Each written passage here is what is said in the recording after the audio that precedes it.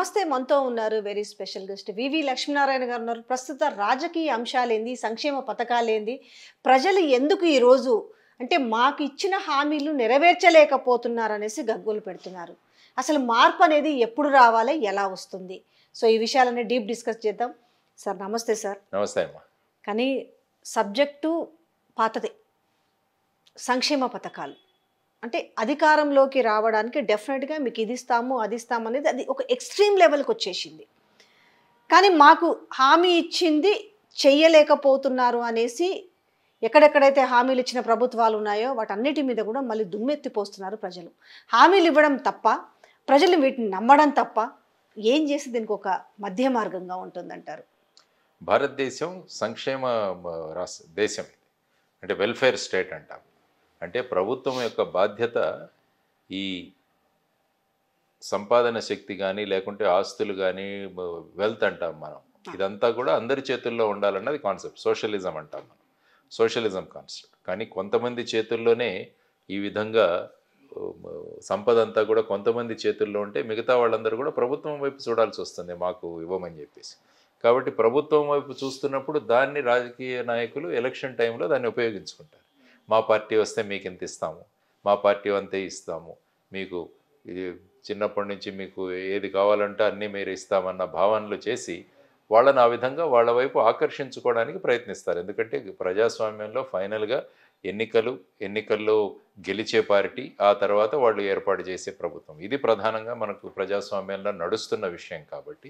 కాబట్టి ప్రజలను ఏ విధంగా మనం చేయించాలి, ఆకర్షితులు చేసుకోవడానికి మీకు ఇంత ఇస్తాము అంటే ఆ వ్యక్తి ఆకర్షితుడు అవుతాడు డెఫినెట్గా కూడా. ఎందుకంటే ఎప్పుడైనా చూడండి, ఏదైనా మనం ఇస్తాము అనేసరికి వెంటనే మన దగ్గరికి వస్తారు. కాబట్టి ఇది పెరుగుతూనే పోతుంది. ఒక పార్టీ చూసి ఇంకో పార్టీ చూసి ఇంకా మీరు ఇంత ఇస్తే మేము ఇంకా ఎంత ఇస్తామన్న భావన. బడ్జెట్కి వీళ్ళు పెడుతున్న సంక్షేమ పథకాలకి కంపారిటీ లేదు. అది నాకు అధికారంలోకి రావాలి, నేను అధికారంలో వెళ్ళి కూర్చోవాలి, దానికోసం ఏమైనా నేను వాగ్దానాలు చేస్తాను, ఆ తర్వాత ఇస్తానా లేదా అన్నది 5 సంవత్సరాల తర్వాత మళ్ళా ప్రజలే నన్ను నిర్ణయిస్తారు అన్నది. కాబట్టి ఎలాగైనా కుర్చీ మీద కూర్చోవాలి, దానికోసం నేను ఏమైనా ఇస్తాను. తమిళనాడులో ఒక ఆయన మిమ్మల్ని అందరినీ చంద్రుడి మీదకి తీసుకెళ్తామని కూడా ఇచ్చాడు. మరి ఈ హామీలు వీటిలన్నింటినీ కూడా మేము ఒక 100 రూపాయల బాండ్ పేపర్ మీద రాసిమ్మని పార్టీలను అడుగుతున్నాం. రేపు కోర్టుకు వెళ్తాను నేను. నువ్వు రాసిచ్చావు మా ఇద్దరికి, వెళ్ళాలి, రాసివ్వాలి కదా ముందు. ఎందుకంటే మేనిఫెస్టోలకి ఒక లీగల్ శాంక్టిటీ లేదు, ఒక చట్టబద్ధమైన విలువ లేదు దానికి. మేనిఫెస్టో అంటే మేనిఫెస్టో, కొంతమంది జుమ్లా హై అంటారు, మేము ఏదైనా మాట్లాడతామంటారు. సో ఆ విధంగా మాట్లాడుతూ పోతూ మన మహారాష్ట్ర ఎలక్షన్లో లాడ్లీ బెహన్ దానికి 18 సంవత్సరాలు నిండిన ప్రతి అమ్మాయికి కూడా 1500 రూపాయలు ఇస్తానన్నారు, ఇచ్చారు, మొదలుపెట్టారు. దాన్ని 2100 చేస్తామన్నది వాళ్ళు ఇచ్చిన హామీ. సో అది ముఖ్యంగా పనిచేసిందని అక్కడ గెలిచిన వాళ్ళే మాట్లాడారు. ఏకనాథ్ షిందే గారు కావచ్చు, దేవేంద్ర ఫడ్నవీస్ గారు కావచ్చు, అజిత్ పవార్ గారు కావచ్చు, వీళ్ళందరూ మాట్లాడారు. దానికి 46,000 కోట్లు సంవత్సరానికి కావాల్సిన డబ్బు, 46,000 కోట్లు. మరి 5 సంవత్సరాల్లో మీరు చూసుకుంటే సుమారుగా 2,30,000 కోట్ల రూపాయలు బడ్జెట్ కావాలి. అదే దానికంటే ముందు అది ఏపీలో పెట్టారు, తెలంగాణలో పెట్టారు. ఏపీలో వచ్చేసి ఐ థింక్ ఈజ్ 1,500 అనుకుంటున్నా, తెలంగాణకు వచ్చేసరికి 2,500 రూపాయలు పెట్టారు. అంటే దాని లెక్కలు వేసుకోకుండా పెట్టడమేనా? సరే గెలిచిన తర్వాత చూసుకుందామని ఒక మొదటి ఏంటంటే నేను ఆకర్షించుకోవాలి, నేను ఓట్లు తెచ్చుకోవాలి, ఆ తర్వాత నేను ఇస్తానా లేదా అన్నది తర్వాత ఆలోచిద్దామని. ముందు ఆ కుర్చీలో కూర్చున్న తర్వాత ఇస్తానా లేదా అన్న దానికి పలు కారణాలు మనం చెప్పవచ్చు. అందుకనే అశ్విని కుమార్ ఉపాధ్యాయ గారు అని చెప్పేసి ఆయన సుప్రీంకోర్టులో ఒక పబ్లిక్ ఇంట్రెస్ట్ లిటిగేషన్ వేశారు.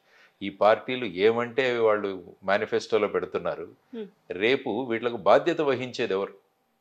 అంటే రేపు ఇది చెప్పి ప్రజలకు ఇవ్వకుంటే వాళ్ళను మోసం చేసినట్టే కదా, మరి దానికోసం ఏం చేయాలి అన్నదానికి సుప్రీంకోర్టు దాన్ని ఆ పిటిషన్ని ఎలక్షన్ కమిషన్ ఆఫ్ ఇండియాకి ఇచ్చి అందరు పార్టీలను పిలిచారు.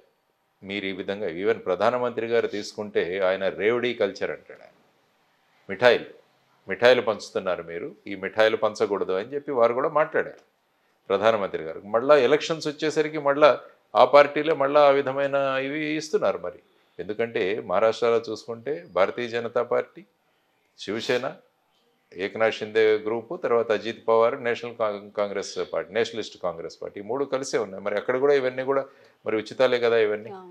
మరి ఉచితాలు అంటే ఫైనల్గా నేను అదే చెప్తున్నాను కదా, ఏదో ఒకటి చేసి ఫైనల్గా నేను కుర్చీలో కూర్చోవాలి. ఆ తర్వాత ఎలక్షన్ కమిషన్ వాళ్ళు పిలిచినప్పుడు వీళ్ళంతా ఏమన్నారంటే మేమంతా కూడా సంపద సృష్టిస్తాం, సంపద సృష్టించి దాంట్లో ఇస్తాం. మరి ఎలా సృష్టిస్తారంటే అది మాకు వదిలేయండి, మమ్మల్ని, అది మా రెస్పాన్సిబిలిటీ. మరి దానికి ఎక్కడా కూడా ఒక తర్కమైన లాజికల్గా ఒక కన్క్లూషన్ లేదు దానికి.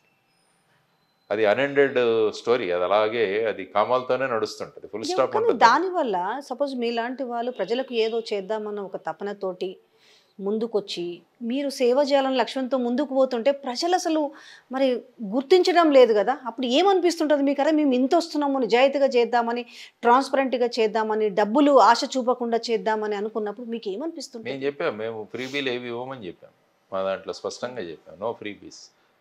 మేమిచ్చే ఉచిత పథకాలు ఎవరికంటే 60 సంవత్సరాలు నిండిన వాళ్ళకి, వితంతువులకి, గర్భిణీ స్త్రీలకి, తర్వాత వచ్చేసి విద్యార్థులకి ఏదైనా ఉంటే అవి ఇస్తామని చెప్పి, మిగతా వాళ్ళందరికీ కూడా ఉపాధి కల్పిస్తామని చెప్పి మేము కల్పిస్తాం. దాని నుంచి మీరు 15,000 సంవత్సరానికి కాదు, 15,000 నెలకు సంపాదించుకునే విధంగా ఆర్థిక వ్యవస్థని మారుస్తాం. చిన్న చిన్న యూనిట్లు పెడతాం, ఎంఎస్ఎంఈలు పెడతాం, ఫుడ్ ప్రాసెసింగ్ యూనిట్స్ పెడతాము, తర్వాత ఇన్వెస్ట్మెంట్లు తీసుకొస్తాము, ఇవన్నీ కూడా చేస్తామని చెప్పాం. ఓ బాగుంది సార్, బ్రహ్మాండంగా ఉందన్నారు. మేనిఫెస్టోని బాండ్ పేపర్ మీద రాసిచ్చాం. మేనిఫెస్టో మీద మా క్యాండిడేట్లు ఎక్కడెక్కడ నిలబడ్డారో వాళ్ళందరూ కూడా 100 రూపాయల బాండ్ పేపర్ రాసి కింద ఇవి గనక నేను నెరవేర్చుకుంటే నా మీద సివిల్ మరియు క్రిమినల్ యాక్షన్ రెండూ మీరు తీసుకోవచ్చని కూడా రాసిచ్చాం. అంటే ఒక మార్పు తీసుకొద్దామన్న ఉద్దేశం. కానీ ఇంకా ఆ పరిణితి అన్నది, ఆ మెచ్యూరిటీ అన్నది ఇంకా రావాలి. ఎందుకంటే రాజకీయాలంటే కేవలం ఎలక్షన్లు మాత్రమే అనుకుంటున్నారు ప్రజలు, కానీ వాళ్ళ జీవితాలతో ఈ రాజకీయ నిర్ణయాలు ముడిపడి ఉన్నాయి అని చెప్పేసి వాళ్ళకి ఎప్పుడైతే ఆ అవేర్నెస్ వస్తుందో అప్పుడు ఏమవుతుందంటే ఆలోచించడం మొదలు పెడతారు. ఎందుకంటే ధనికులు ఉన్నారు, వాళ్ళేంటి వాళ్ళ పిల్లల్ని ఏ స్కూల్కైనా పంపించుకుంటారు, ఏ కాలేజీకైనా పంపించుకుంటారు, ఏ హాస్పిటల్లో అయినా వాళ్ళు చేరుతారు. కానీ అదే మధ్యతరగతి, ఆ కింద ఉన్నవాళ్ళు పేదలు ఖచ్చితంగా ప్రభుత్వం మీద ఆధారపడాలి. అంటే వాళ్ళ పిల్లల్ని ప్రభుత్వ స్కూల్లో పంపించాలి. లేకుంటే ఇప్పుడు ఎలాగైపోయిందంటే పేదలు కూడా ఎక్కడో ఒక చోట అప్పో సప్పో చేసి వాళ్ళ పిల్లల్ని ప్రైవేట్ స్కూల్కి చేస్తున్నారు. హాస్పిటల్కి కూడా వెళ్ళాలంటే ప్రైవేట్ హాస్పిటల్నే వాళ్ళు వెళుతున్నారు. మరి ఇటువంటి వ్యవస్థ మారాలంటే కేవలం ప్రభుత్వం చేయాలి కదా వాళ్ళందరి కోసం. మరి ఎటువంటి ప్రభుత్వాలు వస్తున్నాయి? వాళ్ళ దగ్గరికి డబ్బులే లేవు. ఎప్పుడైతే మీరు అన్నీ కూడా ఉచిత పథకాలకు మీ బడ్జెట్ పెట్టేస్తే మీరు విద్యకు ఎక్కడిస్తారు, వైద్యానికి ఎక్కడిస్తారు, వీళ్ళకి కావాల్సిన రవాణాకి ఎక్కడిస్తారు, లేకుంటే వీళ్ళ ఇల్లు కట్టించడానికి ఎక్కడ ఉంటాయి డబ్బులు, లేకుంటే ఎక్కడి నుంచో అప్పులు తీసుకొచ్చి పెట్టాలి. ఇప్పుడు చూస్తున్నాం కదా, ఏ రాష్ట్రం చూసినా కూడా రిజర్వ్ బ్యాంకు ప్రతి నెల ఒక లిస్ట్ రిలీజ్ చేస్తారు, మంగళవారం రిజర్వ్ బ్యాంక్. అందులో ఏ రాష్ట్రాలు ఎంత అప్పులు తీసుకుంటున్నారు అన్నది స్పష్టంగా అందులో రాస్తారు. ఇది ఓపెన్ డాక్యుమెంట్, ఓపెన్ సోర్స్లో దొరుకుతుంది. కాబట్టి రాష్ట్రాలు ఏ విధంగా క్యూ కడుతున్నాయో చూడండి రిజర్వ్ బ్యాంక్కి. 10 సంవత్సరాలు, 15 సంవత్సరాలు, 20 సంవత్సరాలకు మేము కడతాం. మన టెన్యూర్లో కాదు కదా, మళ్ళీ 10 సంవత్సరాల తర్వాత అప్పుడు ఎవడుంటే వాడు కట్టుకుంటాళ్ళే, వాళ్ళు చూసుకుంటున్నారన్న విచ్చలవిడి తత్వం. సో వీటన్నిటికీ కూడా ఎక్కడో ఒక చోట ఫుల్ స్టాప్ అన్నది పడాలి. దానికోసం ఈ ఎన్నికల మేనిఫెస్టో అన్నదానికి చట్టబద్ధత కల్పించాలన్నది కూడా ఒక ఐడియా.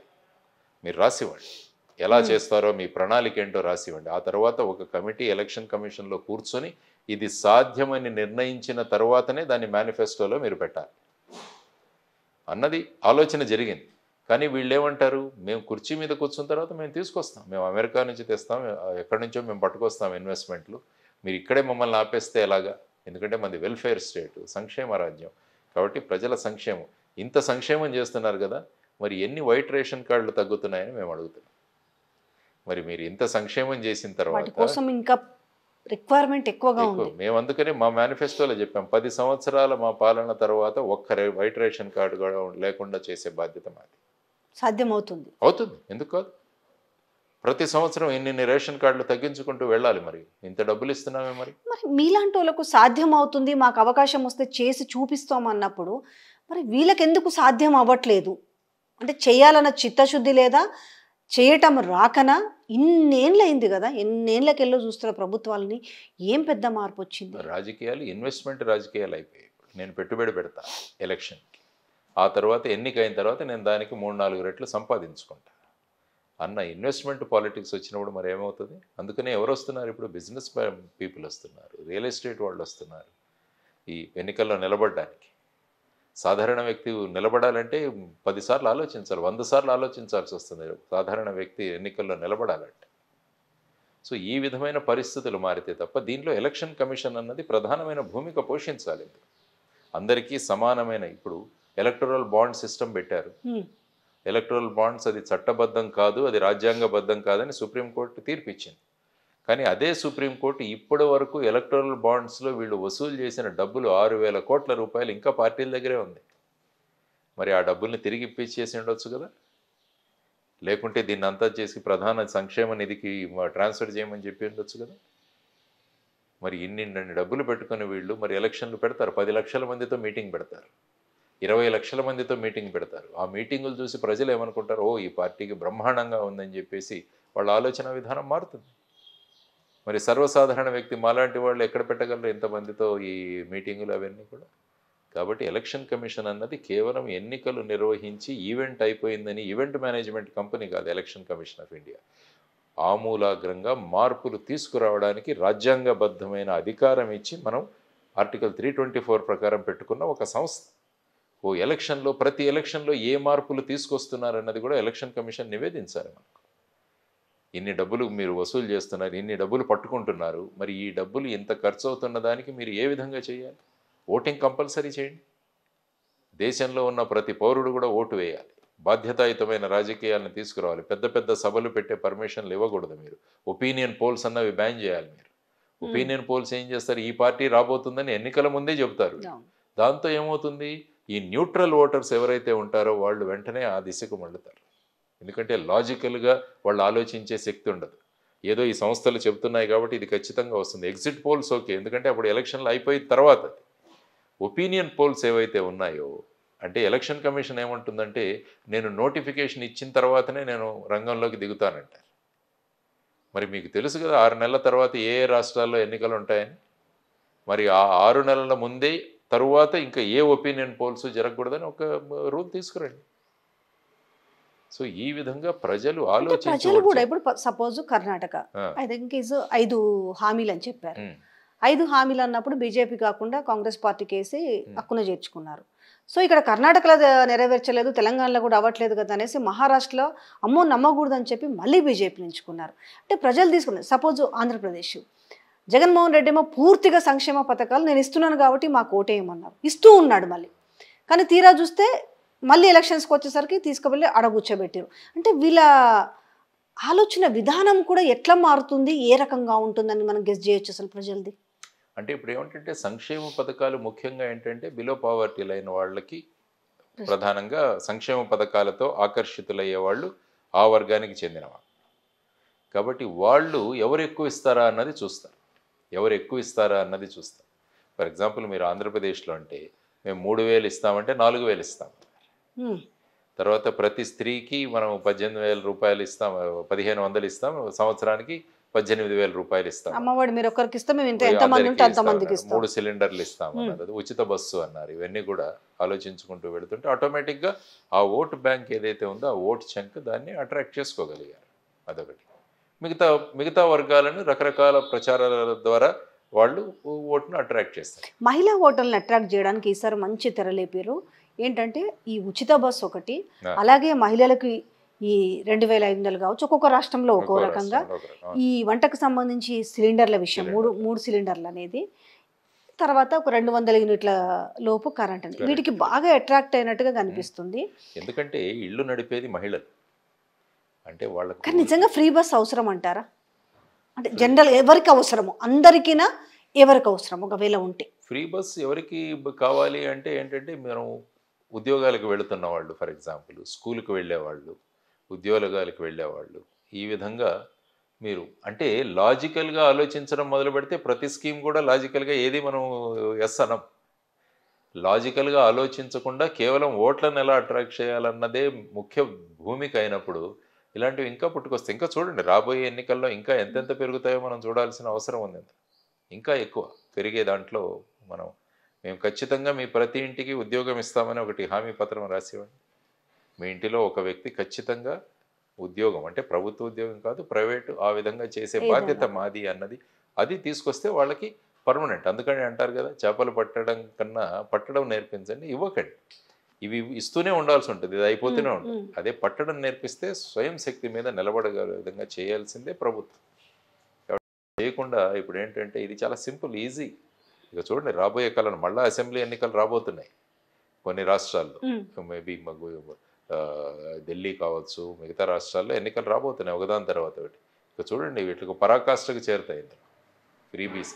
ఎందుకంటే ఈ వర్గంలో ఉన్నవాళ్ళు పోలింగ్ బూత్కి వెళ్ళి ఓటేస్తారు. మిగతా వర్గాల వాళ్ళు అంత ఎక్కువ ఓటు వేయట్లేదు. ఇప్పుడు చూడండి మొన్న జరిగిన ఎలక్షన్లో కూడా 60%, 65% ఇంతే అవుతున్నాయి తప్ప మనకు 90-95% ఎలక్షన్లు పోలింగ్ జరిగితే అప్పుడు ఏంటంటే ఎలక్షన్ల ఈ ఎన్నికలు పార్టీల మీద కూడా బాధ్యత పెరుగుతుంది.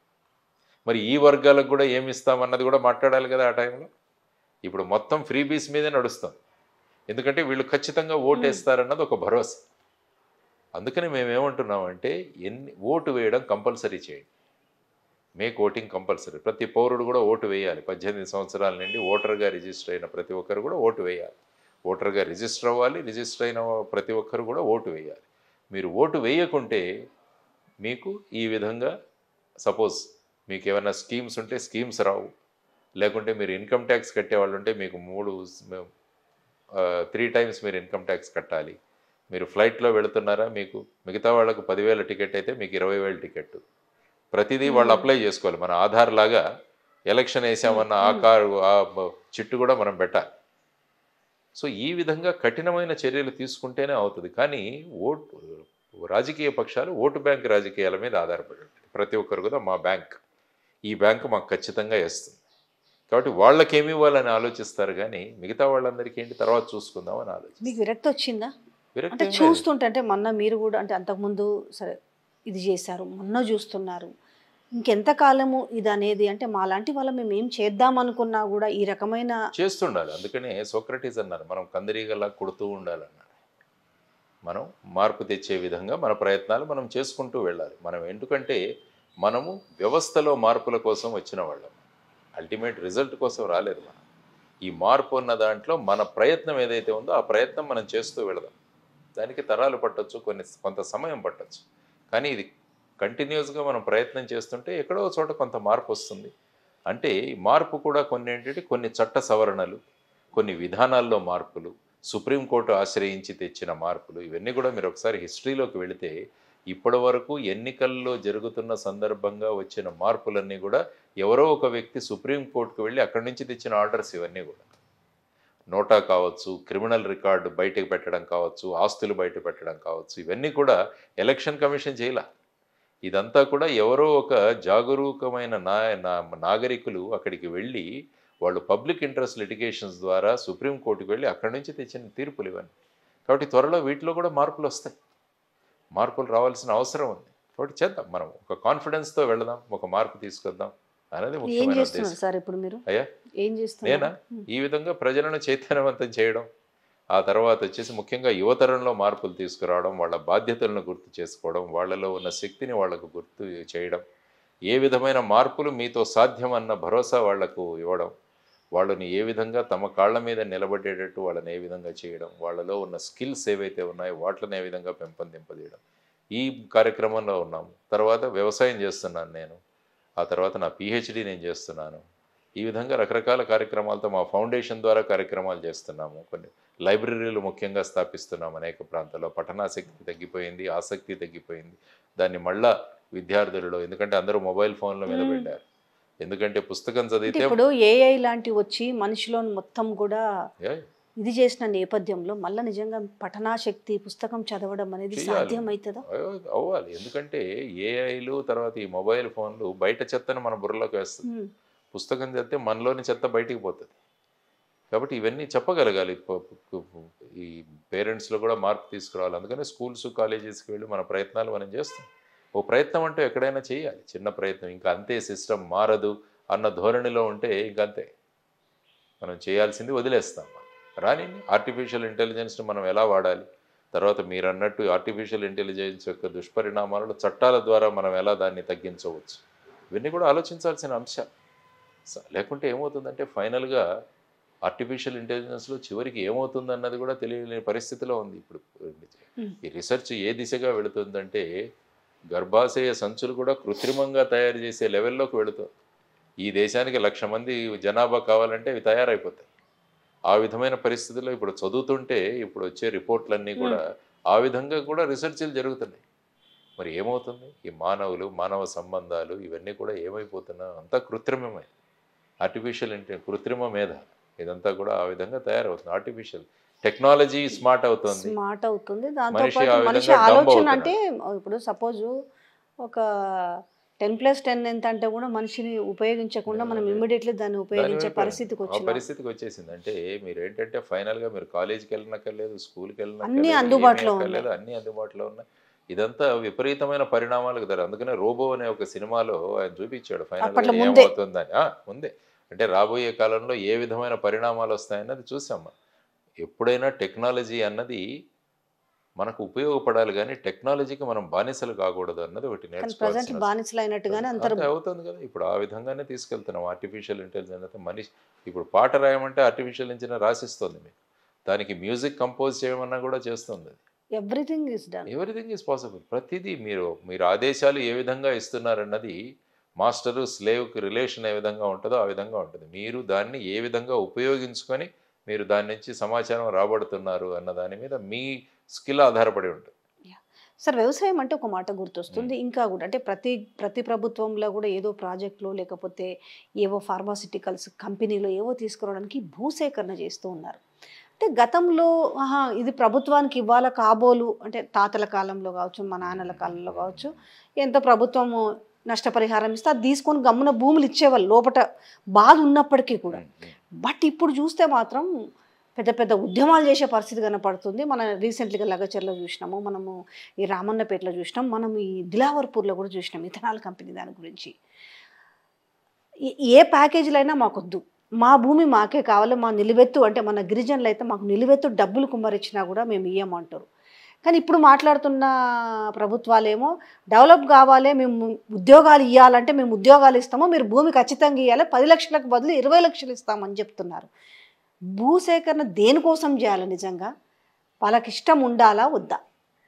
అంటే ఇప్పుడు ఎలా ఉంటుందంటే ఇంతకుముందు కంపల్సరీగా ఉండేది. అవును, ఇవ్వాలని. మీరు సేకరణ చేయాలంటే ప్రభుత్వానికి మీకేం లేదు, మీకు ఒక నోటీస్ ఇస్తారు. నోటీస్ ఇచ్చిన తర్వాత మీకు అక్కడ గ్రామంలో ఒక మీటింగ్ జరుగుతుంది. ఆ తర్వాత ఇవ్వకుంటే మీకు బలవంతంగా కూడా తీసుకోవచ్చు మీ దగ్గర. ఇప్పుడు అమరావతిలో మీరు తీసుకుంటే అమరావతి భూసేకరణ ఏదైతే జరిగిందో, భూసేకరణ అంటే అది ల్యాండ్ పూలింగ్ అన్నది కొత్త స్కీమ్.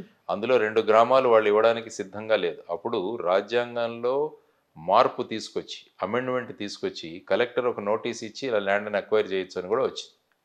సో ఆ విధంగా కాబట్టి ఏంటంటే ఇంత మొత్తంలో ఒక 2 గ్రామాల మధ్యలో ఒక ద్వీపాలుగా నిలబడిపోతే మరి డెవలప్మెంట్ ఎలా జరుగుతుంది అన్నది కాన్సెప్ట్. సో ఆ తర్వాత ల్యాండ్ కాంపెన్సేషన్ ఇంతకుముందు చాలా తక్కువగా ఉండేది. 2013లో వచ్చిన అమెండ్మెంట్స్తో కాంపెన్సేషన్ బాగా పెంచారు. మార్కెట్ విలువ కన్నా ఇన్ని రెట్లు ఇవ్వాలని చెప్పేసి వాడు చేశారు. మొన్న రీసెంట్గా సుప్రీంకోర్టు కూడా ప్రభుత్వం ప్రైవేటు ఆస్తులని వాళ్ళు ఇష్టం వచ్చినట్టు వాళ్ళు అక్వైర్ చేయడానికి లేదని కూడా మొన్న ఒక జడ్జిమెంట్ వచ్చింది. చాలా పెద్ద జడ్జిమెంట్ అది, 9 మంది న్యాయమూర్తులు కూర్చొని రాసిన జడ్జిమెంట్. కాబట్టి ఏంటంటే ప్రభుత్వం ఇప్పుడు ప్రైవేటు భూములను సేకరించడానికి కూడా చాలా జాగ్రత్తగా చేయాలంటే ముందు కన్విన్స్ చేయాలి ప్రజలు. ఇప్పుడు ఏమైపోయిందంటే భూముల విలువ విపరీతంగా పెరిగిపోతుంది ప్రతి చోట. ఎందుకంటే మన మొత్తంగా ఈ రాష్ట్రాలలో బాగా జరుగుతున్న బిజినెస్ ఏముందంటే రియల్ ఎస్టేట్. కాబట్టి రియల్ ఎస్టేట్ ఒక్కొక్క భూమి విలువ పెరిగిపోతుంది. అది కూడా హైవే పక్కన ఉంటే ఇంకా ఈ విధంగా పెరిగిపోతుంది. కాబట్టి ఏంటంటే ఆ భూమి విలువ ఇవ్వగానే ఇమీడియట్గా మన చేతిలో డబ్బులు వచ్చేస్తుంది. కాబట్టి ఇప్పుడు ఈ కాంపెన్సేషను, ల్యాండ్ అక్విజిషన్ ఇవన్నీ కూడా అందుకనే రకరకాల ప్రాంతాల్లో మీరు చెప్పినట్టు మన కొడంగల్ ప్రాంతంలో ఉన్న లగచర్ల ప్రాంతంలో ఇప్పుడు ఎట్టి పరిస్థితుల్లో ఇచ్చేది లేదు, మేము ఇంత భూమి కూడా పోగొట్టుకోము. కాబట్టి అక్కడ ఇంతకుముందు వచ్చింది ఇథనాల్ కంపెనీకి చేయాలని చెప్పి ఇది, దానివల్ల పర్యావరణము ఇది అవుతుంది. కానీ ఇక్కడ ఇప్పుడు మళ్ళీ కొత్త నోటిఫికేషన్లో వాళ్ళు చెప్పింది ఏంటంటే మేము పారిశ్రామిక అభివృద్ధికి అక్కడ చేస్తున్నాం అన్న దీంట్లో ఉంది. కాబట్టి ఇప్పుడు ఏమైపోయిందంటే పొలిటికల్ పార్టీస్ కూడా ఒక పార్టీ వాడు చెప్తుంటే ఇంకో పార్టీ వెంటనే దాన్ని ఖండిస్తుంది. ఈ విధమైన కాంపిటీషన్ ఉండాలి. ఎందుకంటే ప్రజలకు నిజాలు తెలియాలి. దానివల్ల ప్రతిపక్షం యొక్క భూమిక కూడా చాలా అవసరం. కానీ నిజంగా ఒక ప్రాంతానికి నిజమైన అభివృద్ధి జరుగుతుంటే వీళ్ళందరూ కలవాలి. అన్ని పార్టీలు కలిసి అక్కడ ప్రజలకు భరోసా ఇవ్వాలి. ఇప్పుడు ఫర్ ఎగ్జాంపుల్ మీరు విశాఖపట్నం స్టీల్ ప్లాంట్ తీసుకోండి. అక్కడ సుమారుగా 16,500 మంది రైతులు వాళ్ళ భూములు ఇచ్చారు విశాఖపట్నం స్టీల్ ప్లాంట్కి. వాళ్ళకి ఇచ్చిన ఆశ్వాసనం ఏంటప్పుడు, మీకు ఒక్కొక్క ఉద్యోగము, మీకు కొంత భూమి మీకు ఇంటి కోసం ఇస్తాం. భూములు ఇచ్చారు అందరికీ, స్థలం, ఉద్యోగం. ఇంకా 8,500 మంది రైతులకి ఇంకా ఇవ్వలే. అంటే వాళ్ళు 4వ తరం, వాళ్ళు ఇప్పుడు కూడా 6 కార్డులు పట్టుకొని తిరుగుతున్నారు. మరి ఒక పక్కన వాళ్ళకి మళ్ళీ ఇది ప్రైవేటైజ్ అయిపోతే ఏమవుతుంది అన్నది ఒక భయం. ప్రైవేట్ వాడు వస్తే ముందు ఉన్నవాళ్ళనే ఆ రోజు హామీ ఇచ్చి తీసుకున్నారు కదా, మరి దాన్ని ఇంప్లిమెంట్ చేయాల్సిన బాధ్యత కూడా ఉండాలి కదా. మరి అదే నిజాయితీ కదా, నిజాయితీగా చేయాలి కదా. మరి ఆ నిజాయితీ ఉన్ని ఆ నిజాయితీగా చేసేవాళ్ళని మనం ఎన్నుకోగలగాలి. ఇదొక పెద్ద మనకు మళ్ళీ సమస్య వచ్చేటప్పుడు మళ్ళీ మనమే మాట్లాడతాం, ఇదేంటి మాకు అన్యాయం జరుగుతుంది. మళ్ళీ ఓటు వేసేటప్పుడు మటుకు ఈ విధంగా ఆలోచించట్లేదు. సో ఆ విధమైన డైకాటమీలో ఉన్నాం. ఇథనాల్ ఏంటి అంతగా వ్యతిరేకిస్తున్నారు? మన దిలావర్పూర్లో చూసినాము, అసలు ప్రజలు ఆగ్రహవేశాలు, అంటే ఎంత వాళ్ళలో అవేర్నెస్ అంటే, ఒక చిన్న పిల్లగాడు, నాకు అది ఫోటో భలే ఆకట్టుకుంది, వాడు కూడా ఒక రాయి తీసి ఎత్తుతున్నంటే అంత మా భూములు పోతున్నాయా ఏంటి ఇథనాల్ వల్ల? భూమికి ఉన్న అటాచ్మెంట్, ఇథనాల్ అది పక్కకు పెట్టేసినా భూమితో ఉన్న అటాచ్మెంట్. ఎందుకంటే మనిషి ఎప్పుడు కూడా కొంత భూమి ఉన్నప్పుడు చాలా సేఫ్గా అనుకుంటాడు. ఎప్పుడు నాకు కొంత భూమి ఉంది కాబట్టి నాకు ఏదైనా అయితే ఫైనల్గా దీన్నైనా ఏదైనా చేసుకుంటే నేను దాని నుంచి బయటపడతానన్నది ఒక మనిషికి ఒక భరోసా ఇచ్చేది భూమి. కాబట్టి ఇప్పుడు ఆ భూమిని ప్రభుత్వం తీసేసుకుంటుంది అంటే మరి ఏమనుకుంటాడో, మరి ఏమవుతుందో రేపు. అంటే ఏదైతే ఇస్తామని చెప్పి ప్రభుత్వాలు ఇవ్వని సందర్భాలు చాలా ఉన్నాయి. కాబట్టి ఆ ఉదాహరణలు గుర్తుకొస్తాయి వెంటనే. అందుకనే నేను మీకు విశాఖపట్నం స్టీల్ ప్లాంట్ గురించి చెప్పాను. మరి ఇప్పుడు భూములు కదా, ఎప్పుడు పాత చట్టమే ఎందుకు? ఇప్పుడు నిజంగానే భూముల రేట్లు పెరిగినాయి. నిజంగానే మీకు అభివృద్ధి కోసం అక్కడ మీరు పారిశ్రామిక పెడతారా, ఇంకోటి పెడతారా? ఒక రైతు నుంచి 2 ఎకరాలు, చిన్న రైతులు వాళ్ళందరూ కూడా పెద్ద పెద్దవి ఉన్నాయి కాదు, 2 ఎకరాలు 3 ఎకరాలు సబ్స్టిట్యూట్గా కనీసం వేరే దగ్గర చూపించి మరి ఈ భూమిని తీసుకునే పరిస్థితి ఎందుకు ఇంకా రావట్లేదు? అంటే ఏంటంటే సబ్స్టిట్యూట్గా ఇంకొక చోట మీకు భూమి ఇచ్చినప్పుడు దాని విలువ ఎంత ఉంటుందా అన్నది కూడా, రియల్ ఎస్టేట్ అక్కడ ఇదే సేమ్ వాల్యూ ఉంటుందా? అందుకనే 2013లో వచ్చిన చట్టం ఏం చెప్పారంటే, వాళ్ళు మార్కెట్ వాల్యూ కన్నా ఇవ్వమని చెప్పారు, 4-5 రెట్ల దాకా ఇవ్వమని చెప్పారు. సో మార్కెట్ వాల్యూ ఇప్పుడు నిర్ణయించాలి, మార్కెట్ వాల్యూ. కాబట్టి 2013లో వచ్చిన దాంట్లో చాలా మార్పులు వచ్చాయి. అందుకనే అమరావతిలో అదే 2013 చట్టం కింద వాళ్ళు కనుక ల్యాండ్ అక్విజిషన్ చేసింటే చాలా డబ్బులు అయిపోయాయి. అందుకనే వాళ్ళు ల్యాండ్ పూలింగ్ సిస్టంలోకి మార్చారు.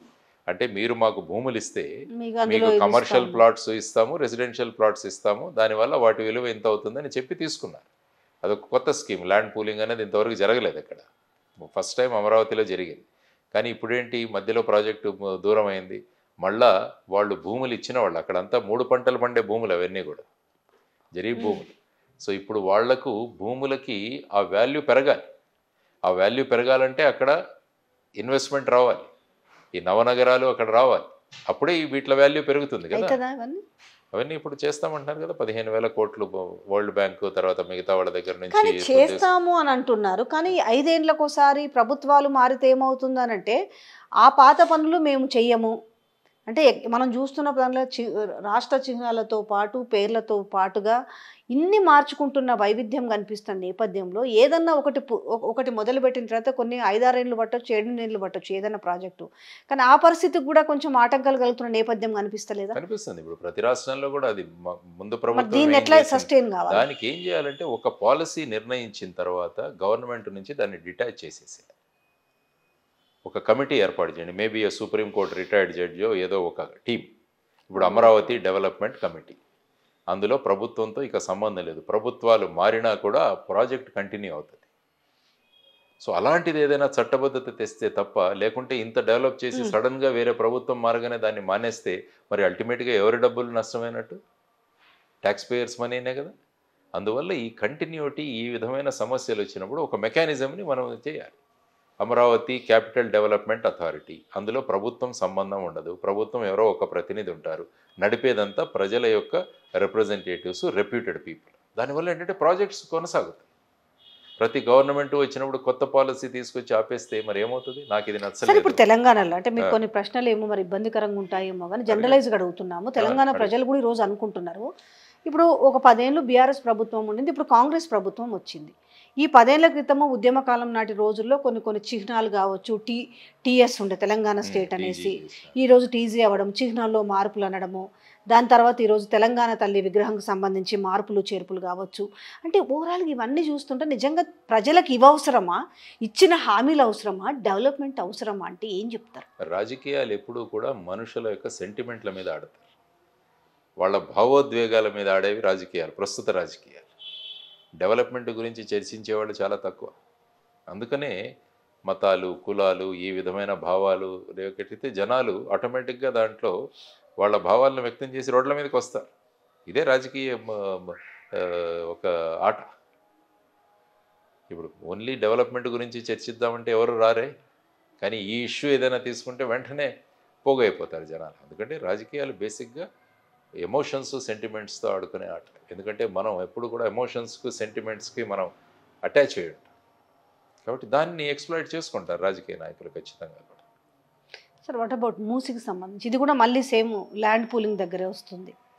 మూసీ సంబంధించి ఏంటంటే మీరు బేసిక్గా ప్రస్తుత ప్రభుత్వం ఆ, రివర్ ఫ్రంట్ డెవలప్మెంట్ అన్నది ఒక ప్రపంచంలో ఒక కాన్సెప్ట్. ఓకే. అంటే మొన్న మీరు ప్యారిస్ ఒలింపిక్స్ చూసారో లేదు, ప్యారిస్ ఒలింపిక్ ఓపెనింగ్, క్లోజింగ్ అంతా కూడా అక్కడ నది చుట్టూ చూపించారు మనకు, అక్కడ జరిగిన అభివృద్ధి దాని మీద. సపోజ్ సౌత్ కొరియా తీసుకుంటే, ఇప్పుడే మన తెలంగాణ వాళ్ళు మొన్న వెళ్ళొచ్చు సియోల్లోకి వెళ్ళి, అక్కడ సియోల్లో కూడా రివర్ ఫ్రంట్ డెవలప్మెంట్ అన్నది ఒకటి. తర్వాత ఏంటంటే మూసీ ప్రధానంగా ఒక ఇంపార్టెంట్ నది.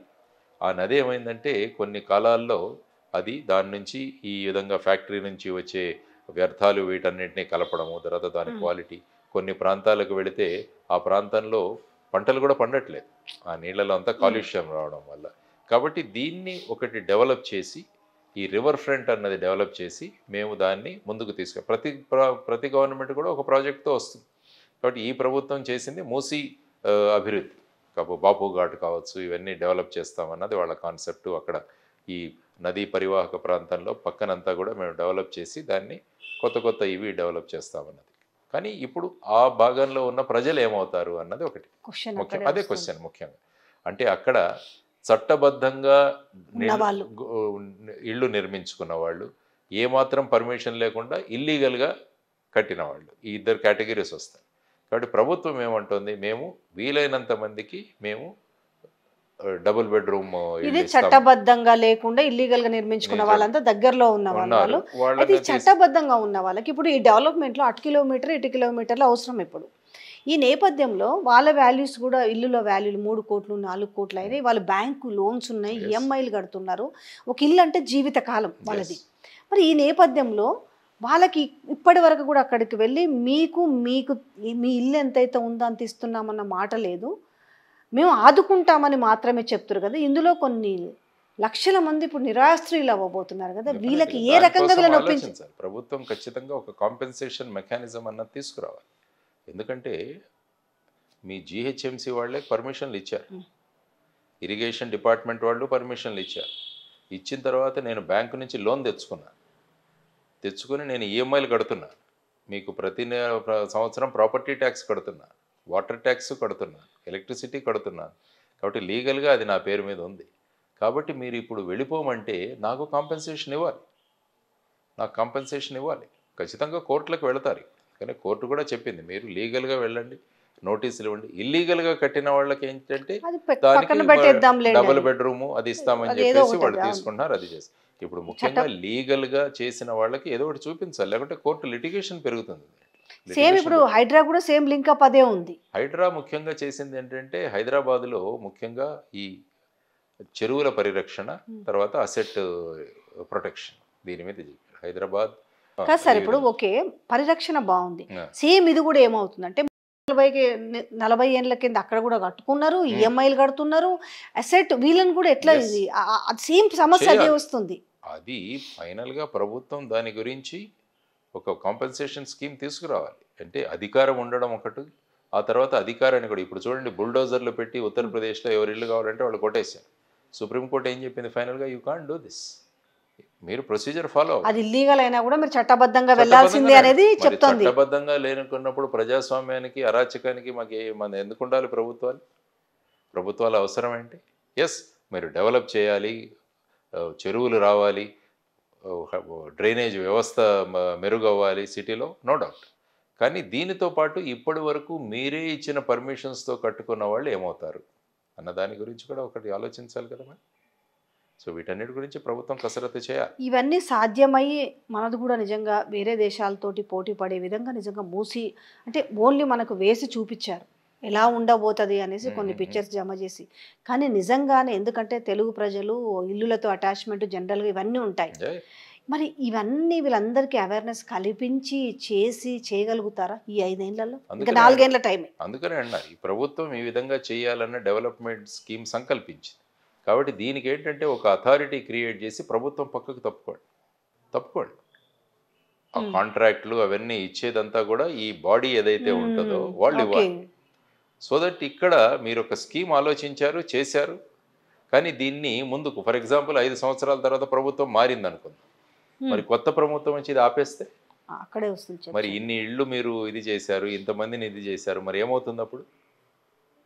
కాబట్టి నెక్స్ట్ రాజకీయ నాయకులు చెప్తారు మేము దీన్ని స్టాప్ చేస్తామని అంటారు నెక్స్ట్.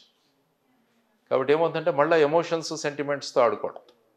అందువల్ల నేను ఎక్కడైతే అమరావతి గురించి చెప్పానో అది దీనికి కూడా వస్తుంది. మీరు అంతా ప్లాన్స్ అన్నీ ఫైనలైజ్ చేసి కాంపెన్సేషన్ మెకానిజం ఏదో చెప్పేసి అంతా డాక్యుమెంట్ చేసి మీరు తప్పుకోండి పక్కకి.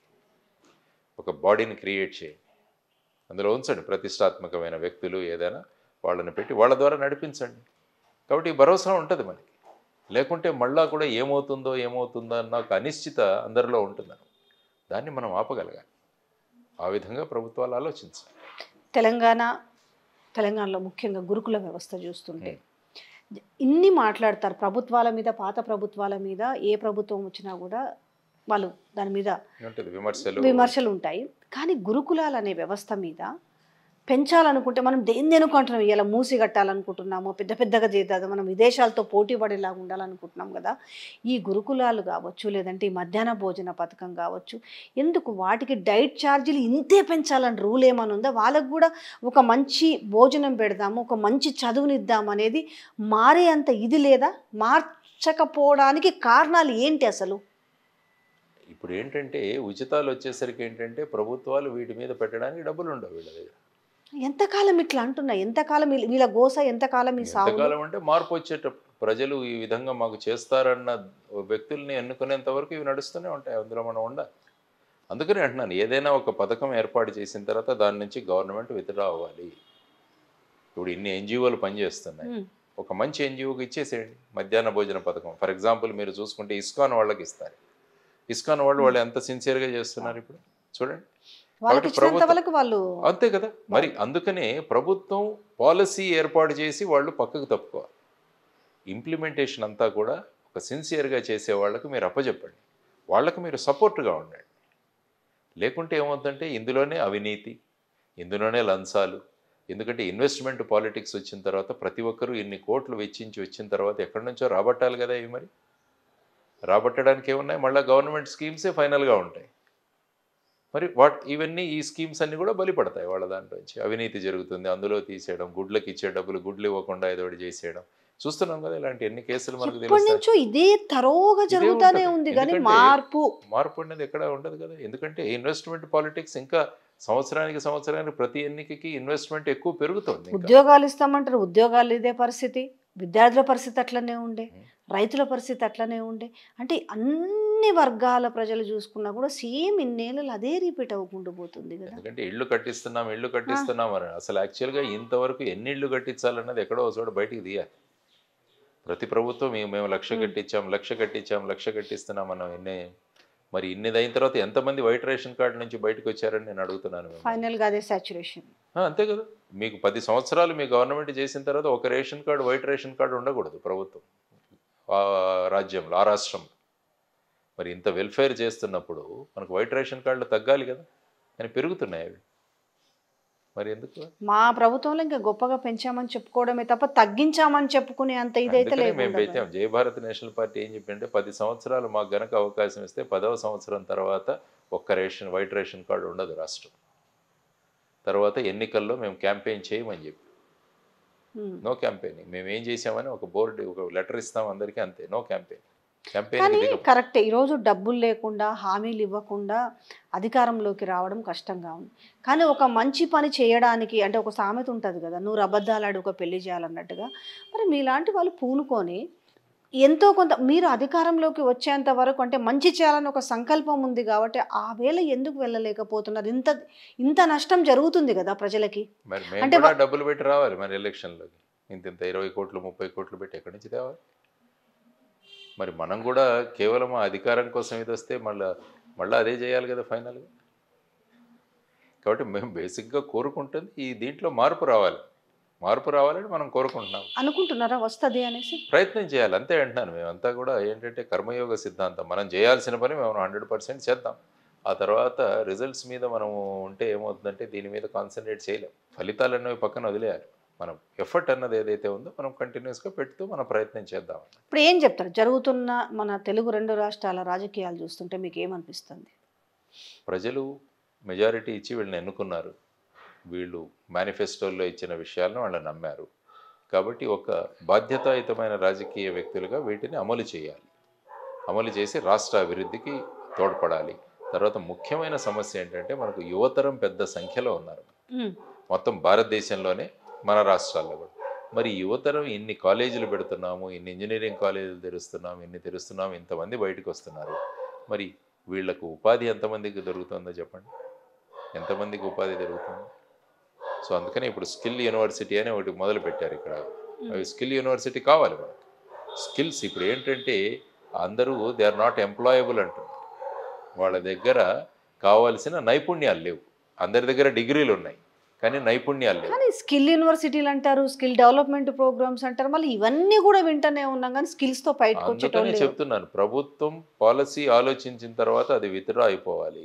ఫర్ ఎగ్జాంపుల్ ఇక్కడ ఆనంద్ మహేంద్ర గారిని పెట్టారు. ఆయనకు వదిలేయండి, మీరు జోక్యం చేసుకోవద్దు. మళ్ళీ మా వాళ్ళని సెలెక్ట్ చేసుకోవాలి, మా నియోజకవర్గం నుంచి ఇంతమందికి మీరు ఇవ్వాలి, ఆ పార్టీ వాళ్ళకి ఇవ్వకూడదు, ఇలాంటివన్నీ పక్కన పెట్టేయాలి. మీరు పాలసీ ఫామ్ చేశారు, స్కిల్ యూనివర్సిటీ స్థాపించాలనుకున్నారు, ఆయనకి ఇచ్చారు, లీవ్ ఇట్ టు హిమ్. మీ ప్రతినిధి ఎవరో ఒకరు ఉంటారు, నడపనివ్వండి వాళ్ళని. మీరు ఒక అంపైర్గా ఉండండి. మీరు ఫుట్బాల్ మ్యాచ్లో ఒక అంపైర్గా ఉండండి, వాళ్ళని ఆడనివ్వండి. వాళ్ళు ఏదైనా ఎక్కడైనా అటు ఇటు వెళుతుంటే మీరు రెడ్ కార్డు చూపించండి. మీరే ఆడడం మొదలు పెట్టారంటే ఏమవుతుందంటే ఇవన్నీ కూడా రాజకీయాలు అందులో మళ్ళీ దిగుతాయి. మా నియోజకవర్గం ఇవ్వలేదు, మా వాడికి ఇవ్వలేదు, మా బంధువు ఉన్నాడు మాకు ఓటేసినాడు వీడికి ఇవ్వలేదు, ఇలా మరి అనుకుంటూ పోతుంటే ఎలా ఉంటుంది? అందుకని మొదటి నుంచి నేను ఏదో అంటాను, ఒక పాలసీని మీరు డిసైడ్ చేసిన తర్వాత విత్డ్రా ఫ్రమ్ దట్. అది జరగాలి. అది జరగాలి. జరగకపోతే మళ్ళీ మళ్ళీ అందులోనే ఈ అవినీతి, అందులోనే డబ్బులు, ఇవన్నీ కూడా బయటకు వస్తాయి. మరి అలాగే ఉంటుంది మన పరిస్థితి, ఏం మార్పు ఉండదు. కాబట్టి మార్పు రావాలన్న సంకల్పంతో ఉన్నప్పుడు వీటన్నిటికీ చట్టబద్ధత చేయించుకునే అవకాశం ఉండదా? ఉంటుంది, ఎందుకు ఉండదు? అది ఆ సంకల్పం ఉండాలి.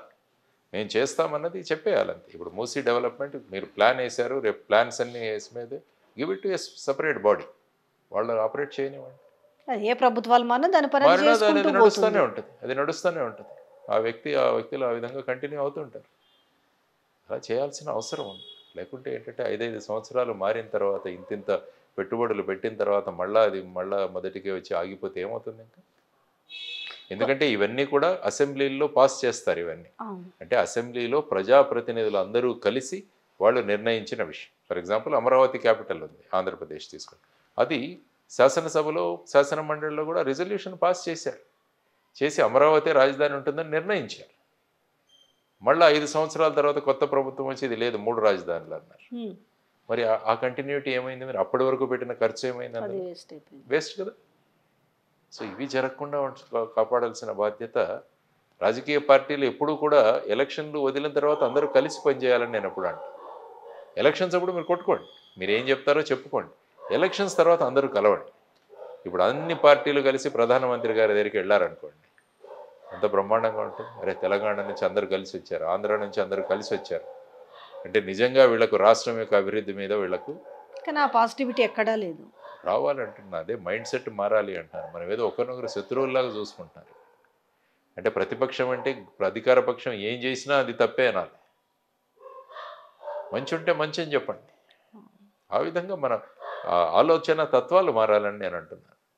లేకుంటే ఏమవుతుందంటే మనం ఇలాగే ఉంటుంది, మనతో వీళ్ళు ఆడుకుంటుంటారు. ఎందుకంటే కొత్త వాళ్ళని రాజకీయాల్లోకి రానివ్వట్లేదు. వాళ్ళ దీంట్లోకి వాళ్ళ పిల్లలు వాళ్ళే ఉంటున్నారు, వాళ్ళ బంధువులే ఉంటున్నారు. ఆ విధమైన రాజకీయాలు వచ్చేసి స్పేస్ ఎక్కడా లేదు. కొత్తగా ఆలోచించి యువ నాయకత్వాన్ని ఎక్కడైనా అభివృద్ధి చేద్దామంటే ఆ ప్రయత్నాలు కూడా జరగట్లేదు. యూనివర్సిటీల నుంచి నాయకులు ఎదగాలి. యూనివర్సిటీలో స్టూడెంట్ బాడీ ఎలక్షన్స్ జరగాలి. అందులో నాయకులు రావాలి. యూజీసీ మొన్న అన్ని యూనివర్సిటీస్కి ఇచ్చింది, మీ దాంట్లో స్టూడెంట్ బాడీ ఎలక్షన్స్ పెట్టమని. ఎవరు పెట్టట్లేదు. లేదు, అప్పుడెప్పుడో ఎందుకంటే చిన్నప్పుడు చూసినాము. కొత్త యువ రాజకీయాలు వచ్చి, యువ చైతన్యం వచ్చి వీళ్ళు వస్తే మన పరిస్థితి ఏమవుతుందన్న భయాలు కూడా ఉంటాయి వీళ్ళు. కొత్త రాజకీయ నాయకులు రాకూడదు, యువ చైతన్యం రాకూడదు. మేమే ఉండాలి. 60 సంవత్సరాలు, 70, 80 సంవత్సరాలు వచ్చినా కూడా మేమే కొనసాగాలన్న భావనలు ఉంటే, ఆ అమెరికాలో ఉన్నట్టు కేవలం 2 సార్లు మాత్రమే అని ఎమ్మెల్యేలకు 2 సార్లు పెట్టేయాలి అంతే. అది బెటర్ అసలు. ఇంకా ఎంపీలు 2 సార్లు అంతే. ఆ తర్వాత కొత్త వాళ్ళు రావాలి. లేకుంటే తర్వాత ఈ పార్టీ ఫిరాయింపులు కూడా ఒక పెద్ద ఇష్యూ. అంటే మనం కార్డ్స్ ఆటలో అవును, ఏంటి ఈ పార్టీ ఫిరాయింపుల విషయంలో కూడా ఏది అధికారం ఉంటే దాంట్లోకి జంప్ అవడం అనేది సర్వసాధారణం అయిపోతుంది. అంటే ఒకవేళ కండువాలు కప్పుకున్న తర్వాత కూడా అమ్మో మళ్ళీ ఏం కోట్ల ఏం ఇదవుతుంది అనేసి కాదు, మావి గుళ్ళో కండువాలని చెప్పుకునే పరిస్థితి కూడా దాపురించింది కదా ఈ పార్టీ. ఎందుకంటే దాని మీద స్పీకర్ నిర్ణయం తీసుకోవాలి. మన దగ్గర 10th షెడ్యూల్ ఆఫ్ ది కాన్స్టిట్యూషన్లో స్పష్టంగా అసలు పార్టీకి సంబంధించిన వ్యక్తి స్పీకర్ కాకుండా ఉన్నా కూడా బాగుంటుంది. అది కూడా చేయండి. అది కూడా రావాలి. మార్పు అంటున్నాను నేను. మార్పు రావాలి. ఏ పార్టీకి చెందిన వాళ్ళు బయట నుంచి తీసుకోండి. మార్పులు చేయండి మీ విధానాలు. స్పీకర్ అన్నవారిని బయట నుంచి తీసుకోవచ్చు. ఆ విధంగా బ్రాడ్ మైండెడ్నెస్లో రావాలి మనకి. ఆ విధంగా ఆలోచించాలి. పివి నరసింహారావు గారు ప్రధానమంత్రి ఉన్నప్పుడు అటల్ బిహారీ వాజ్పేయి గారిని పంపించారు జెనీవాకి, కశ్మీర్ గురించి మీరు మాట్లాడండి. మరి ఇప్పుడు అలా ఆలోచించగలమా ఎప్పుడైనా? ఎంతైనా మావాడే వెళ్ళాలి. ఎంత ప్రతిభావంతుడు అక్కడ ఉన్నా కూడా వాళ్ళని పంపించరు. ఎందుకంటే ఒకరినొకరు శత్రువులుగా చూసుకునే భావన వచ్చింది. ఆ విధంగా విజనరీ లీడర్షిప్ రావాలి. దార్శనికులైన లీడర్స్ ఆలోచించాలి. ఆ విధమైన మార్పులు రావాలి కదా. మరి ప్రజలందరూ ఆలోచించాలి దీని గురించి. ఆలోచింపజేయనీయకుండా ప్రజలు ఆలోచించడానికి సమయం కూడా ఇవ్వట్లేదు ఎక్కువ. ఈ సోషల్ మీడియా ఒకటి వచ్చేసి ఏమైపోయిందంటే ఇక ప్రజలు ఆలోచించే టైం లేదు వాళ్ళకి. సో ఆ విధంగా ఇంకొక 2 టర్ములు సోషల్ మీడియా డిసైడ్ చేస్తుందేమో అనిపిస్తుంది ఎలక్షన్లు కూడా. ఎందుకంటే ప్రస్థాపిత మీడియాలు ఏమైపోయాయంటే పార్టీలకు అటాచ్ అయిపోయి ఈ మధ్యలో. అదొక దురదృష్టకరం మనకి.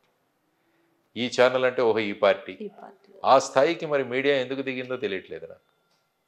ఓ ఈ ఛానల్ అంటే ఈ పార్టీ, ఆ విధంగా అవడం వల్ల ప్రజలు సోషల్ మీడియా మీద ఎక్కువగా యాక్చువల్గా ఏమైందనంటే ఒకప్పుడు కూడా అంటే జర్నలిజం అనే బేస్లో ప్రతిపక్ష వార్తల్ని, అంటే ఇప్పుడు సపోజ్ అప్పట్లో పత్రికలు ఉండేవి కదా, బ్యాన్ ఐటమ్స్లో ఒక ఫస్ట్ పేజీలో 1/2 పేజీ అధికార పార్టీ కేటాయిస్తే, అధికారం ప్రభుత్వానికి కేటాయిస్తే ఇంకోటి ప్రతిపక్షం. వీళ్ళు ఏం చెప్పారు, వీళ్ళు దీనికి ఏం ప్రశ్నించారు అనే దాని మీద ఉండే. అయితే ఇప్పుడు బ్యాడ్ లక్ ఏమైందంటే ఆ స్పేస్ కూడా తగ్గిపోయింది ఇప్పుడు. సో దానివల్ల ఏమైంది, సోషల్ మీడియా ఇప్పుడు సపోజు ప్రజల పక్షాన మాట్లాడితే ఆబ్వియస్లీగా సమస్యలు మాట్లాడాలి. ఆ సమస్యలు మాట్లాడితే ఏమవుతుందంటే అది ఏదో ఒక పార్టీ కంట కట్టే పరిస్థితి కూడా చాలా ఇదిగా అయిపోయింది. ఎందుకంటే నాకు మిమ్మల్ని చూస్తే, ఎందుకంటే మీరు అందుకే అదేమంటే చూడు, నొప్పించుకు తిరుగువాడు ధన్యుడు సుమతి అన్నట్లుగా మీరు దేన్ని క్రిటిసైజ్, అంటే ఏ రాజకీయ నాయకులు క్రిటిసైజ్ చేయకుండా మీరు సమాధానం చెప్తారు. ఎందుకంటే మనం వ్యక్తిగత దూషణలు చేయాల్సిన అవసరం లేదంట. నేను ఎప్పుడు కూడా మనం ఆ స్థాయికి దిగజాల్సిన అవసరం లేదు. పాలసీ గురించి మాట్లాడదాం. మీరు అన్నారు పాలసీలు ఏ విధంగా మారాలి. ఎస్, పాలసీ గురించి డిస్కస్ చేద్దాం. వ్యక్తిగత స్థాయికి దిగి ఇప్పుడు ఏంటంటే ప్రజలు కూడా దానిలో చాలా అభిరుచి చూపుతున్నారు. ఏ నాయకుడు ఎలా తిట్టాడు, ఏ పదాలు వాడాడు, ఎంత బాగా తిడుతున్నాడు, ఇలాంటి ఈ స్థాయికి వచ్చేసాం మనం. ఎంత బాగా తిడుతున్నాడు, ఆ స్థాయికి దిగజారిపోయారు. కానీ సోషల్ మీడియా ఎఫెక్ట్ వల్ల ఒకవేళ మీరు అన్నట్టుగా ప్రభుత్వాలు మంచి చేస్తే మిగతా ప్రతిపక్షాలు కూడా పొగడాలి అనేది దాని మీద సరే మంచిని మెచ్చుకోవాలనేది. కానీ ఈరోజు హామీలు మళ్ళీ ఎటు తిరిగితే మళ్ళీ ఇటే వస్తుంది. హామీలు ఇవ్వడం వల్ల వీళ్ళు ఏ నిర్ణయం తీసుకున్నా కూడా మాకు ఇచ్చిందైతే ఇవ్వలే కానీ మీకు వీటికైతే డబ్బులు వస్తున్నాయి అనే చర్చ కూడా, అంటే వాళ్ళ భావోద్రేవకాలు కూడా అదుపు తప్పి కూడా మాట్లాడుతున్న వైనం కనపడుతుంది ప్రజలు. ప్రజలు కూడా ఏంటంటే ప్రజలు మీరు ఇవన్నీ చెప్పి వచ్చారు, మీరు ఇది ఇవ్వకుంటే ఎలాగా, అది మోసమే కదా అన్న ధోరణిలో మాట్లాడతారు ఖచ్చితంగా కదా. ఎందుకంటే ఒక అమూల్యమైన ఓటుని మీరు చెప్పింది నమ్మి మేము వేసాం మీకు ఓటు, మరి మీరు ఇప్పుడు ఇవ్వకుంటే ఎలాగన్నది వాళ్ళ భావోద్వేగాలు ఖచ్చితంగా ముందుకెళ్తాయి. ఒక ప్రశ్న, రైతులకు రుణమాఫీ ఇది కూడా ఎప్పటి నుంచో జరుగుతుంది. ఆయా ఉన్నప్పుడు బడ్జెట్లు ఈ రైతు రుణమాఫీ అనేది కూడా ఒక మేజర్ ఇంపాక్ట్ చూపిస్తుంది ఎలక్షన్లో. ఎందుకంటే అవి కంటిన్యూషన్ అవుతుంటాయి, కట్టలేకనో లేకపోతే ప్రభుత్వాలు వస్తే. ఇప్పుడైతే ఎట్లొచ్చిందంటే చచ్చుకుంటూ ఏ ప్రభుత్వం వచ్చినా రేపు మేనిఫెస్టోలో పెడతారు, కడతారు అనేది. సో ఈరోజు కానీ ఉన్న బడ్జెట్కి ఇచ్చిన హామీకి చేయలేకపోతున్నారు. మళ్ళీ రైతులందు మమ్మల్ని నమ్మించి మోసం చేసిరు అనేసి రైతులు అంటున్నారు. ప్రభుత్వం ఏమో మాకు చేతనైనంత చేస్తున్నాం, ఏదో ఒక 50% చేసి మేము మొత్తం దీన్ని ఎట్లా క్లబ్ చేయొచ్చు? అంటే ఇప్పుడు ఏంటంటే రైతులు మెయిన్గా కోరుకునేది ఏంటంటే మేము పండించిన దానికి మాకు గిట్టుబాటు ఇవ్వండి, గిట్టుబాటు ధర ఇవ్వండి, మేము పండించిన దాన్ని పెట్టుకోవడానికి గోడౌన్లు కట్టించండి, మా పంటకి మాకు కోల్డ్ స్టోరేజ్లు ఇవ్వండి, ఇలాంటివి బేసిక్గా అడుగుతాడు రైతు. రైతు పండించిన ప్రతిదీ కూడా మద్దతు ధరతో మనం వాళ్ళు చేసి ఇంకా రైతు వేరే కోరడేమి. కాబట్టి ముందు చేయాల్సినవి అవి ఫార్మ్ గేట్ డెవలప్మెంట్స్ అంటాం, ఫార్మ్ గేట్ ఇన్ఫ్రాస్ట్రక్చర్ డెవలప్ చేయాలి, తర్వాత ప్రాసెసింగ్ డెవలప్ చేయాలి ముఖ్యంగా అది. ఇప్పుడు ఎందుకంటే మన ప్రస్తుతం ఏం జరుగుతుందంటే దేశంలో రా మెటీరియల్ మెంటాలిటీ అంటారు. అంటే పండించింది పండించినట్టు మనం డిస్పోజ్ చేయడం, దానికి ఎక్కడా కూడా వాల్యూ అడిషన్ పెట్టం మనం. కాబట్టి ఏం చేయాలంటే మన క్రాప్ కాలనీస్ ఏర్పాటు చేసి ఆ ప్రాంతాల్లో ఫుడ్ ప్రాసెసింగ్ ఇండస్ట్రీస్ పెట్టి చేయాలి. ఇప్పుడు వియత్నాం తీసుకోండి, వియత్నాం ఎలా చేస్తుంది ఫుడ్ ప్రాసెసింగ్, మీరు ఒకసారి చదివితే అమోఘం వస్తుంది. మొత్తం ప్రపంచ మార్కెట్ను ఫుడ్ ప్రాసెసింగ్లో బ్రహ్మాండంగా ముందుకెళ్తున్నారు వియత్నాం వాళ్ళు. మన దగ్గర ఏంటంటే మనం పండించింది, అందుకనే మొన్న ఒక ఉదాహరణ చెప్పాను, కడపకు నేను వెళ్ళినప్పుడు ఆ ప్రాంతంలో శనగలు బాగా పండిస్తాను. నేను అడిగాను శనగలు పండించి ఏం చేస్తారంటే మహారాష్ట్ర వాళ్ళు వచ్చి తీసుకెళ్తారు సార్ మా దగ్గర. నేను మహారాష్ట్రలో పనిచేశాను కాబట్టి అక్కడ ముగ్గురు ఫ్యాక్టరీ వాళ్ళని అడిగాను, మీరు ఏం చేస్తారంటే సార్ శనగపిండి చేసి మళ్ళీ కడపకే ఇస్తామంటారు, మళ్ళీ కడపకే పంపిస్తున్నాం మళ్ళీ. అంటే ఈ వాల్యూ అడిషన్. అదే మనం అక్కడ పెట్టుకోవచ్చుగా, మనం అక్కడే ఓ ఫ్యాక్టరీ పెట్టొచ్చుగా, మనమే అక్కడ బ్రాండింగ్ చేసి అమ్మొచ్చుగా. మనం అది చేస్తే దాని వాల్యూ ఎంత పెరుగుతుంది మనకి. కానీ ఆ ఇది లేదు, చేసింది చేసినట్టు. కాబట్టి ప్రభుత్వాలు ఈ విధంగా ఆలోచించాలి, ఆ విధంగా ఆలోచించే తత్వాలు రావాలి కదా మరి. అటువంటి ఆలోచించే వాళ్ళు మనకు ఆ విధంగా కూర్చోవాలి పొజిషన్స్లో. అన్ని షార్ట్ టర్మ్ పాలసీలు అంతే.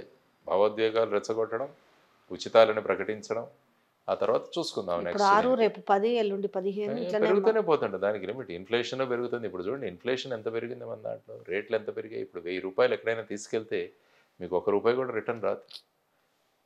ఉల్లిపాయలు, ఈ పాట్ అంటాం, పొటాటో, ఆనియన్, టమాటో, వీటిలో రేట్లు ఎంత పెరిగిపోతున్నాయి చూడండి, ఎంత ఖర్చులు పెరిగిపోతున్నాయి మనకు. అసలు దాని గురించి ఎక్కడ ఆలోచించట్లేదు కదా మనం. సో ఏదైనా ఎదురు చూడడమే మార్పు కోసం ప్రయత్నాలు చేసుకుంటూ ఆలోచనలు చేయడం, మన యొక్క ఆలోచనలు కొద్దిగా దాని మీద పెట్టడం, ఇవన్నీ కూడా ఆలోచించాలి. మనిషి ఆలోచించనివ్వకుండా అనేక ప్రోగ్రాంలు టీవీల్లో చూస్తుంటే మనిషి ఆలోచించే ఇదే లేదు. ఇక్కడ న్యూస్ ఎవరు చూడరు, ఏమీ ఉండవు, రకరకాల కార్యక్రమాలు, సీరియల్స్, బిగ్ బాస్లు ఇవన్నీ పెట్టేసి మనుషులు అదేంటిగా కన్వర్ట్ చేసేస్తున్నారు. ఆలోచిస్తే మనిషి స్టూడెంట్ బాడీ ఎలక్షన్స్ పెట్టడం లేదు, యువ నాయకత్వాన్ని ప్రోత్సహించడం లేదు, స్కిల్స్ డెవలప్ చేయాలి, ఉపాధి కల్పించాలి. ఇవన్నీ కూడా మన కరికులంలో మార్పులు రావాలి.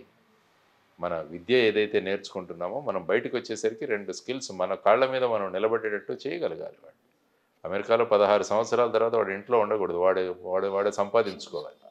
ఆ విధంగా మనం అవకాశాలు ఇవ్వగలగాలి.